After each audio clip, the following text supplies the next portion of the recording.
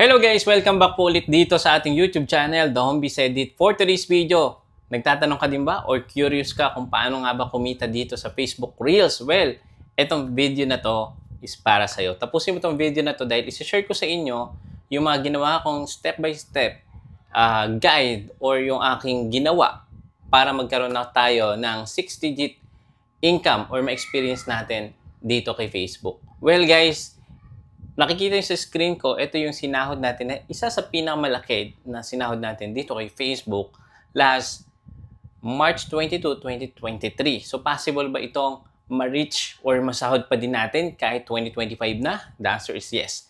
Guys, imagine kung ganitong kalaki ang posibleng sahurin. Mas lalo dapat tayo maging ma-motivate, mag-upload ng mga quality and engaging content. Una-una guys, nung hindi pa dumarating yung monetization dito sa Pilipinas, ang dami ko na nakikita ng mga monetized account sa ibang bansa. So guys, huli nga po talaga tayo sa monetization and marami pa tayong mga social media na applications na hinihintay for monetization. But dito muna tayo mag-focus kay Facebook. So kahit late na tayo sa monetization guys, meron pa rin tayong opportunity na mag-start or makagawa ng mga content. So imagine guys, kung meron kang ganitong kalaki na expected kada buwan guys, pwede bang magkaroon tayo ng savings? Yes, the answer is yes. Or mas maraming matulungan? The answer is yes. Imagine, 310,000 pesos ang ating unang sinahod dito kay Facebook nung nagsimula pa lang tayo. And guys, ikaw na nanonood nito is pwede mo rin itong ma-experience. Well guys, ang dami kong nakikita ngayon na sumasahod ng mas malaki pa dito sa unang sahod ko. Kaya gusto kong i-share tong video na to para makapag-start ka na. So ano nga ba ang dapat nating gawin? So, ayan guys, ito yung figure. So, numbers won't lie, sabi nga nila. So, papakita ko sa iyo yung actual. Ayan siya, nung March 22, 2023. But again, dahil dumarami na ang mga content creator, bumababa na syempre yung earnings. Kasi mas maraming nagpo-produce, mas nahati. So hindi ko alam kung ganun yung basehan ni Facebook. Pero isa siguro yun. But again, depende pa rin ito sa content natin. Yung mga high CPM content, nagbabase si Facebook kung alin yung mga video na lalagyan ni Facebook ng ads. Like for example, yung mga business type na mga content, tutorial, how to make money online, di ba? How to invest. Yan yung mga matataas yung mga CPM or click per mile na video. So guys, as of now, meron tayong 490. Nag-start lang tayo guys ng 400. Naging 1,000 followers dito kay Facebook. And guys, ang mga ginagawa ko lang dati is more on tutorial video. Ayan, isa po ako sa nag-tutorial ng content dito kay Facebook. And mula noon guys, na ang dami nating nakita na nag-start na ng tutorial and ang dami na rin nagbago ng buhay dahil sa Facebook. So, ano nga ba yung mga dapat nating gawin? Number one tip, dapat kung gagawa tayo ng content guys, dapat magbigay value muna tayo sa viewers kung ano yung need ng viewers natin. Like for example, how to make content, how to make video content, yung mga ganon, yung how to get followers on Facebook, yung mga ganon, yung mga how to video. Or pwede guys, mamili kayo ng ano yung fit para sa inyo na pwede nyong ibigay sa mga viewers nyo. So ako guys, ito yung isa kong pinili. Siyempre, kailangan dito kay Facebook, base ngayon, this year 2025, nakikita ko, nagbabase na si Facebook, guys, sa engagement, reach, comments. Ang isa sa pinanakikita ko ngayon, guys, kung kayo is invited na sa bonus program, guys, napakalaki ng bigay sa bonus program. Dahil pwede kayong kumita sa text, sa photo, or sa stories. Meron na din, nakitaan sa stories. Kaya guys, sabi ko sa inyo, mag-focus kayo sa bonus program, pataasin nyo yung retention rate nyo. So, paano nga ba itong retention rate? Yung retention rate guys, ito yung mga viewers mo na matagal na nag-i-stay dyan sa content or video mo. Number one, kailangan mong gawin is 3 seconds pa lang na video mo, dapat guys, ma-hook mo na sila. Okay? So, dapat mahook mo na yung attention nila. Number 2, dun sa kalagitnaan, dapat maglagay tayo ng mga meaningful enhancement like editing, yung B-roll effect, yung pop-up sound, yung background music. So, lahat yan dapat is matutunan natin. And yung number 3, paano natin mapapataas yung engagement or yung ating retention rate ng viewers natin. Lagyan natin sila guys ng mga hookable. So, sample, tapusin mo tong video na to dahil sa huli, meron akong special offer, mga ganon, yung mga magugustuhan nila.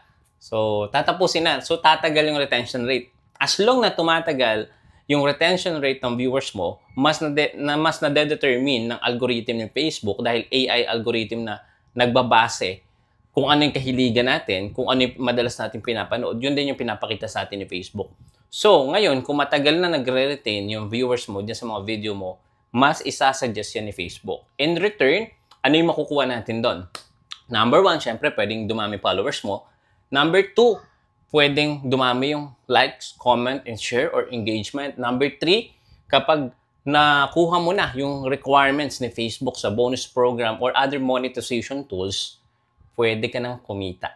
So, di ba? Nakaka-excite yun, guys, no? Dahil kung magsa-search kayo magkano kinita nila sa online, dami nyo mapapanood. But again, paano magsimula? Siyempre, dapat yung mga video natin is comply sa partner content and community standard. So, number 1 yon. So, kung kayo talaga guys is magpupursige dito, imagine ako pakita ko sa inyo.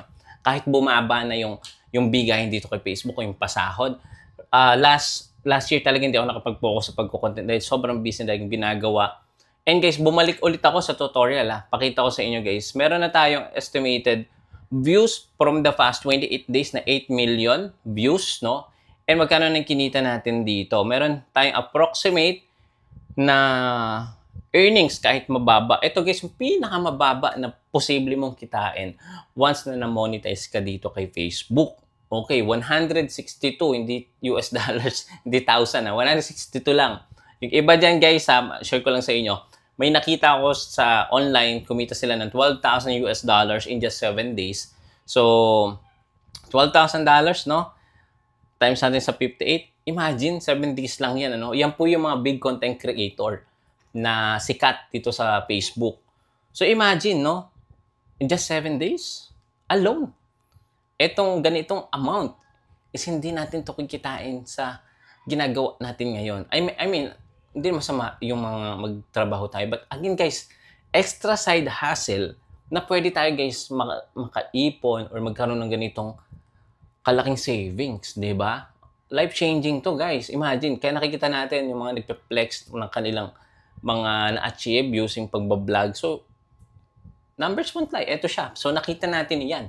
No? So, 700,000. Imagine natin, sa loob ng isang buwan, times natin to sa 4. Ayan, 2.7. So, possible 6 digit ang kitain dito kay Facebook. The answer is yes. So, yung kita ko naman guys, compute natin. Ayan, approximate lang yan. So, yung kinita natin na yan guys, meron, pinakamalaki pa rin na bigayan guys is short form video kasi yung iba talaga more on short form video na. Makikita nyo naman si Facebook, no? Nag-aano si Facebook di ba, may nag-upload ka ng long form video. Kapag clinic mo yung video na yun, napupunta siya sa short video. Pansin nyo? Kasi nga, dun mas lalong nag-engage yung mga viewers. So, based on algorithm talaga si Facebook or AI. So, 157 US dollars yung kinita natin sa short form video na meron lang average duration ng 1 minute to 90 seconds. Ganon. 60 seconds to 90 seconds na video upload. So, yun. Number 1, kailangan nyo maintindihan yung catchy captions. Hindi siya, tawag dito, hindi siya bagsak doon sa monetization. 'Di ba? Hindi siya yung dapat compelling. Compelling dapat yung ating captions. Number 2, hashtag, tapos i-share mo sa mga groups. Yun yung kadalasan ginagawa ko. And in just ilang days, no? Ayan, ilang days lang to nung February. So February 15 as of this recording. So nag-generate tayo 165 times natin sa 58. So meron tayong 9,000 pesos doing short video alone So, sa mga nagtatanong, posible bang kumita ng mas malaki pa dito? The answer is yes. Kaya ikaw na nagsisimula, gusto mo magsimula or aspiring content creator ka, yes, pwede ka na mag-start ngayon din kasi nakikita ko, ito yung isa sa pinaka-high demand na pwede nating gawin. No? Habang meron tayong spare time, di ba? Kung meron kang trabaho, why not singit mo? Upload ka ng isa o dalawa o tatlong reels sa isang araw. So, yun yung ginawa ko, guys, no? Dati, so nagtatrabaho ko and meron akong spare time.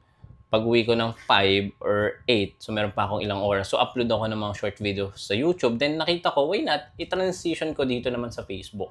So, nag-click siya sa Facebook, guys.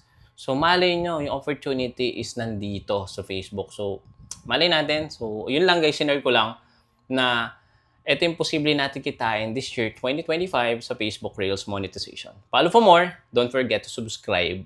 And share mo naman itong video na to. Comment naman dyan kung ilang taon ka nang nagre-reels sa Facebook. Diyan sa may comment section. See you again. Bye-bye.